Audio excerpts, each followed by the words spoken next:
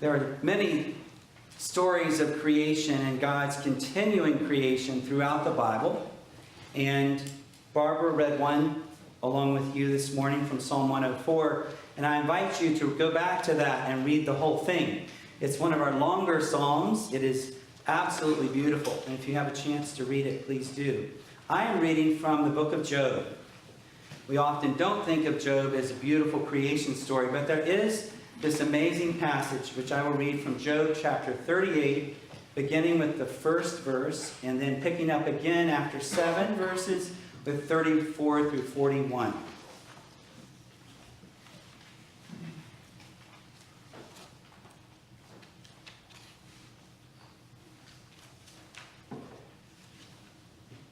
So we're near the end of Job, after lots of talk about suffering and explaining why the world is unjust and why we suffer.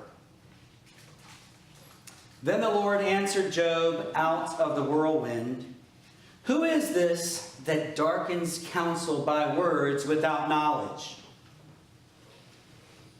Gird up your loins like a man. I will question you, and you shall declare to me. Where were you when I laid the foundation of the earth? Tell me if you have understanding. Who determined its measurements? Surely you know. Or who stretched the line upon it? On what were its bases sunk? Or who laid its cornerstone? Who laid the cornerstone when the morning stars sang together and all the heavenly beings shouted for joy? Can you lift your voice to the clouds so that a flood of waters may cover you? Can you send forth lightnings so that they may go and say to you, 'Here we are'? Who has put wisdom in the inward parts or given understanding to the mind? Who has the wisdom to number the clouds? Or who can tilt the waterskins of the heavens when the dust runs into a mass and the clods cling together? Can you hunt the prey for the lion or satisfy the appetite of young lions? They're crouching in their dens, waiting, or lie in wait in their cover. Who provides for the raven its prey when its young ones cry to God and wander about for lack of food?" This is the word of the Lord.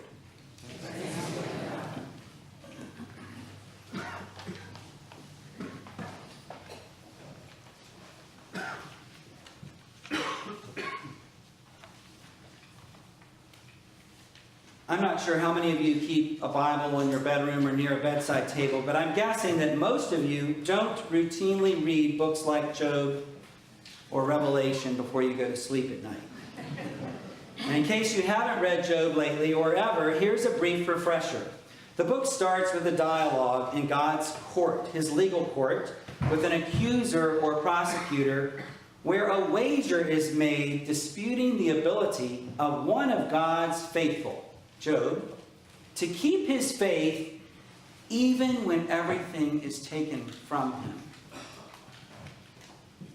God points out to the prosecutor, named in this story as Satan, that his servant Job is a paragon of virtue. Satan answers, does Job fear or respect God for nothing? You have put a fence around him, a protection, but if you stop protecting him and let bad things happen to him, he will curse you. So God lets Satan have at it. And Satan proceeds to kill off all of Job's considerable livestock holdings as well as his 10 children. Wealth and family completely destroyed in 6 verses. Job's health is taken too, as Satan inflicts sores over Job's entire body. As Job sits down in an ash heap to mourn, his friends show up. They are very worried about him, and they find his grief upsetting. His lament disturbs them, and his honesty is unbearable to them. They are sure that Job is losing his religion or losing his mind and walking the line of heresy when he bellows at the heavens, demanding an accounting from God. They are equally sure that they can explain the meaning of life and the meaning of suffering and why he should just shut up and accept it. So, for 31 chapters, they argue. And they argue with him, and Job does not back down, asserting his innocence and the injustice of the situation again and again. The theological explanations of the friends are some we hear when someone is struggling or suffering. And these explanations aren't helpful or true. So the story continues, but then after 31 chapters, God shuts it all down, breaking in from a whirlwind and taking Job out on a cosmic tour of the universe. God shows Job every inch of creation, asking, "Where were you when I made this? And you dare to question me? I have questions for you." In the end, Job relents and repents. He turns. He confesses that there are indeed things that are beyond him, and that he is somehow strangely comforted by the mystery of it all. God chastises and yells at the friends for not speaking rightly and their shoddy theological explanations. Then he restores everything Job had lost: wife, children, wealth, and health. So that's the story in a nutshell. Man has everything. Man loses everything. Man is tormented by his situation. Man regains everything. Somehow, for reasons we cannot explain, this seems to be the way the world works. Witness it in plots universal. And God, though in this plot, seems to be intimately involved, maybe even responsible, but don't expect a satisfactory explanation from God. We're left with questions. Hard questions. Is God just? Does God run the universe on the strict principle of justice? How is the suffering of innocent and good people to be explained? And for purposes today, let's agree to suspend the looming question of this narrative, where we have the setting in the courtroom, and this is a place where bets are taking place, with this provoking character, Hasatan, and really no attempts at historical truth here. We're talking about a story. And this is why I'm using this Hebrew name as it is written in the Bible, and would rather us not pull that in and equate it with Satan or the devil. Hasatan is a particular character in this story. And we're left wondering about God's wager. So we set that aside for a minute and think about this dialogue. So even though the story is relatively simple and the author could have told it in a few paragraphs, the author has chosen to drag us through 31 chapters of tedious speeches by Job's friends, and they're not listening to him. They're not asking about his experience. They are telling him what his experience should be, using stock explanations, dictating what a theologically acceptable view of human suffering looks like. These speeches could remind us of 5 years of lectures, maybe confirmation classes that go on forever. The explanations are the ones you might expect if you have experienced, though, some deep suffering, and no one around you seemed to get it. No one seemed to listen to your experience, which makes you, as the suffering person, shrivel, rage, cry, argue, give up, or just leave. So we could take out this frustration with the bad theology of the friends and them not listening, and we could blame them. And that's often what people do with this. They blame the friends. They say things that don't make any sense to someone in pain. If you haven't been the suffering one who has heard these kinds of explanations, you, in your own discomfort, may have said them to others, trying to help soothe someone who is suffering. And I know I have felt this in hospital rooms and with friends through the years. You want to give some explanation, and people want an answer. They want some rationality. And it's an uncomfortable thing to be one of the friends. But it's also uncomfortable to be the one who is not heard. When no one is listening because of your stature, your suffering, your color, your race, your class, your nationality. It's incredibly frustrating. So what is it like to live with injustice? Well, let's imagine for a moment that you are Job, and you've just had a loss. Your friends whom you've trusted for years are sitting with you, and here are a few of the words you may hear. And these came from people I've known. One answer might be, this is God's will. Or at least you have family to support you. Or sometimes God lets bad things happen to us to test us. You have to grow through this and grow up and be resilient. Or be comforted, Job. Your children are now in a better place. God needed more angels in heaven. There's no point in grieving yourself to death. You have to find a way to get over it. Move on. And you know, there are other people going through things right now that are worse than this. Here's a little poem to read, or here's a Bible verse that may give you the good feeling you need. Or I was depressed once. I prayed and I got better. I like to prescribe exercise, good food, massage, and sleep. If you just had a little more faith, this wouldn't have happened or have been so rough on you. Joe, why don't you, maybe you don't really want to move on. Is your heart in this anyway? So if you imagine listening to this for a long time, and those of you, I'm sure all of us at some point have suffered and been in pain and been outcast or left standing alone, sitting alone, in a bed alone.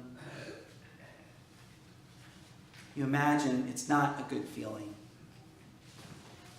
And living in this theology of explanation that makes too many assumptions about a situation. And too many assumptions about the person suffering. And too many assumptions about the nature of God. Then, let's imagine together the painful yet powerful honesty of Job. He knows it's unjust. He is innocent and he will not heed simple answers, platitudes, theological propaganda, some cause-effect logic, or just plain quick, easy answers. He persists in his integrity and now stands before God, and God meets him and chooses to show him from the magnificent whirlwind a very different story than what we often take from the Bible. This is the story that we are not the center of the universe. This is the anti-anthropocentric story that one learns when one faces tragedy. That one learns when one clings to a rock face at 10,000 feet above sea level, and the barometer's going crazy, the temperature has dropped 30 degrees, and 60-mile-per-hour winds are coming in. The voice from the whirlwind takes Job on a tour of the immeasurable, infinite harshness and grace of the cosmos, beyond our imaginations, all to remind us that indeed, small, simple answers are just that. Tiny, simplistic, reductionist answers. Both God's integrity and Job's integrity are tested. God's question to Job is perhaps more respectful than what we thought now. He charges him to gird up your loins, be a human being. Gird up your loins like a man. You're created in the image of God. Look for yourself and be honest. Isn't this what you see in the birth of a lamb? In the birth of your own child? Miracles beyond miracles. But the flip side of that is that the lamb may die. And eventually the babies and the child and the human being will die. And this is to be expected. And our honesty carries it forth. This is life and death, and any fairy tale that doesn't acknowledge these truths is less than satisfactory. Not unlike the tough and compassionate love of a parent or a teacher. Many of you may have run across this book years ago. It meant a lot to me in my teen years. It's a book called Your God is Too Small. Written back in the 1940s by J.B. Phillips, an Episcopal priest, Anglican priest. He reminded us that any reductionist understanding of God that makes God especially convenient for us, or gives us the simple anthropomorphic image and quick answers, was not being true to the complicated, manifold richness of the God of the Bible and of the broadest Christian humanist traditions. Carl Jung said in one of his books, the book of Job necessitates the coming of Christ. As Job struggles honestly with God, railing against God, God speaks and questions him from the whirlwind.